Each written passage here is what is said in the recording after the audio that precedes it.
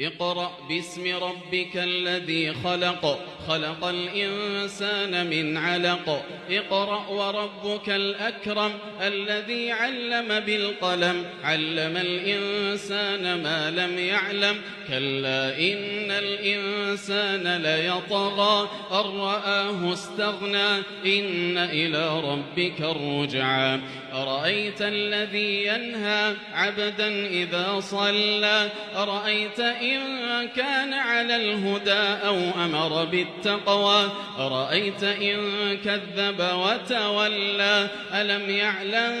بأن الله يرى كلا لئن لم ينته لنسفعا